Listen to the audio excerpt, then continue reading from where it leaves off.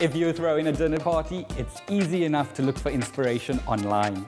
It's a different matter for high-profile chefs, and many of them travel to unusual places to discover new ideas for their signature dishes.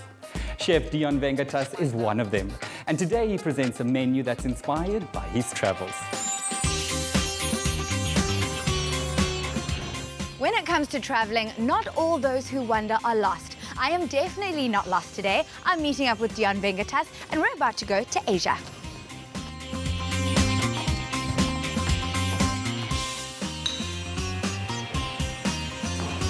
Dion. Hey, how are you? Mwah, mwah. Where are we adventuring to today? We're traveling around Asia. I traveled to Singapore, but Singapore is amazing because it's so pan-Asian. So I got to experience a bit of Malaysia, a bit of Chinese, a bit of Taiwanese. So we're going to tap into various sort of dishes.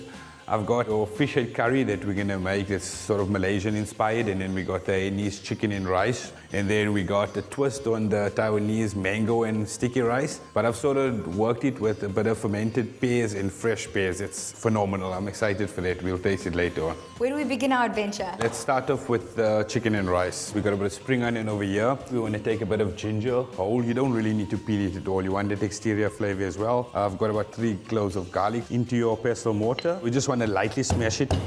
If you look at it, I haven't really smashed the actual garlic or broken it down completely, or else it's going to overpower the broth. The main and important thing about this broth is to get clean chicken flavor. Okay, literally just going to put this into the pot. Then we need to put our water. Once your water's in, you want to bring it to a boil. In the meantime, let's process the chicken for the broth. Alright, so what I've got here is a really nice whole chicken, but I've taken nice free-range bird. It's very important that it's free-range or pasture-reared because the actual carcass of the chicken is much more firmer and stronger. So you're just going to trim all the actual fat that you have on the chicken itself, from the top and the bottom. You're just going to put this fat aside in the meantime. What we want to do now is skewer the chicken with the hooks. Later on, you need to actually hang your chicken, and the hanging of your chicken is what dries it out completely and gives it this nice gelatinous sort of skin that people enjoy with the chicken and rice. There's 2 little ends at the carcass that you could probably hook it into over here. Now that we have it skewered, we're just going to plunge it into the water. The water's come to a moderate temperature. Just very gently, you want to move your chicken in and out. Okay. And that's literally just to get the temperature of the chicken to the same temperature as the water. It's very important that we leave the hooks in it and keep the chicken hooked on and just left gently on the side to simmer. I have made some early on, so we have a little bit of broth here. It's going to take some time, about 45 minutes. I'm going to get this in the back so one of my chefs can keep an eye on it. And then in the meantime, we're going to get on to our rice.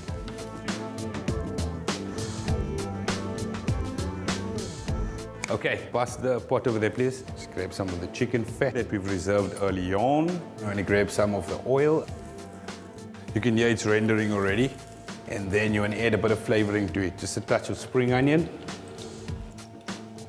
And 2 cloves of garlic. I've soaked my rice overnight in cold water. Once it's soaked the next day, is just rinse it about 7 times. We're going to get our rice straight into the bowl.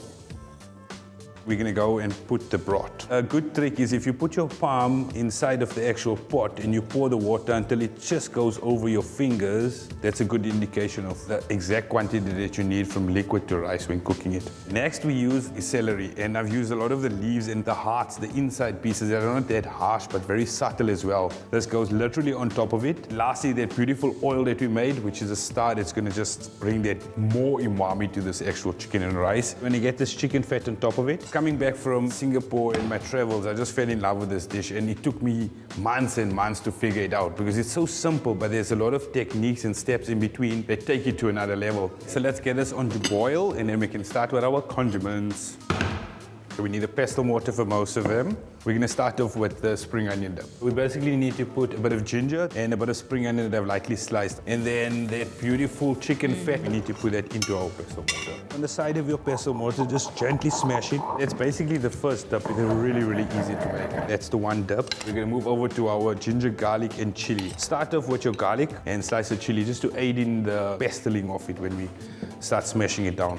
Smash your garlic gently on the side of it, lightly smashed. It's not too fine. Then I'm going to get my chili in.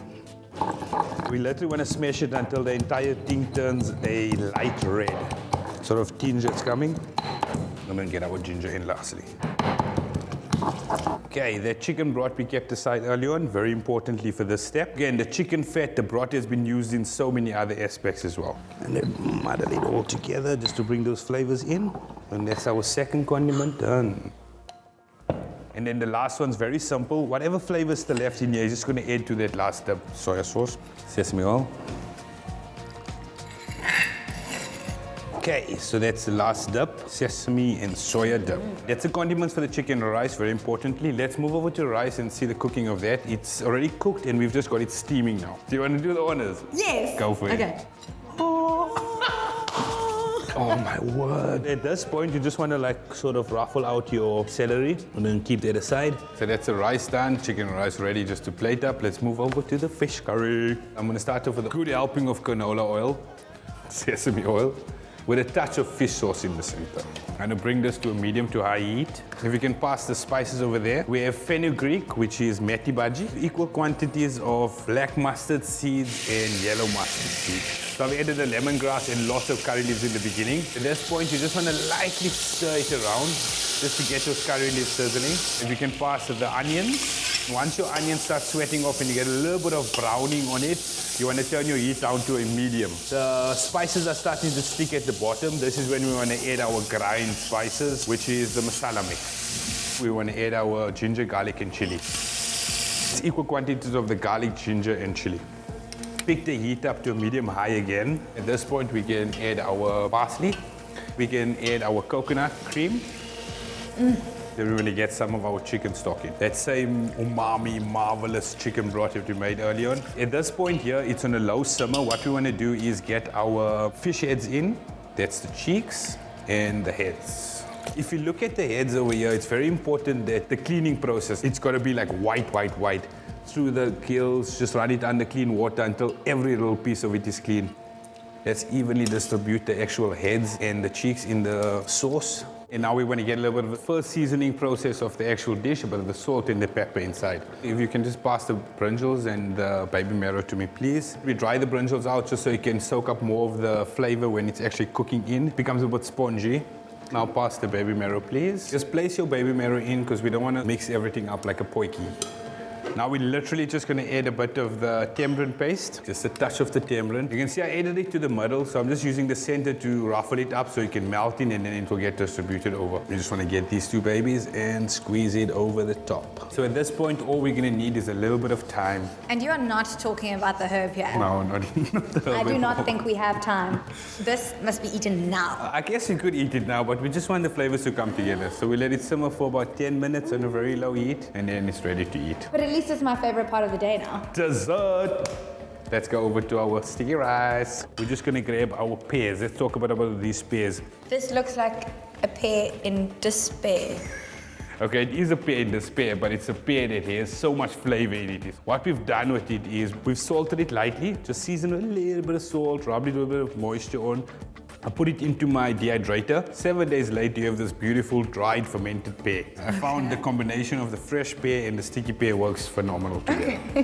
Okay, let's start with the actual processing of the pear. We're just going to peel some of your actual pears, very simple. We literally only did half of it. Let's cut a bit of this. Can you see what happens to it? Wow. Ooh. We just want to slice this, babies. It's got this beautiful sort of like leather texture on the outside. Then it's got this sort of dried fruit meets slightly salty, pickly pear. Fresh pear, like they do in Thailand. Let's keep that aside. So we got our pear, fermented fresh. So for the rice, oh my word, it's perfect. Just some of the coconut cream that we've infused with the sugar. Just a little bit in to start off with. You can always add more, but you can't take it out. Okay. Just gently fold it until it sort of becomes sticky. I don't add a lot of sugar to my coconut cream because I don't like it too sweet though. So that's obviously up to your preference. That's perfect. You'll know when it's right if it falls in sort of 2 or 3 clumps. Zach, can you pass me the bowl, please? That's literally plating up. Just a dollop. And then we literally just lay our pears up.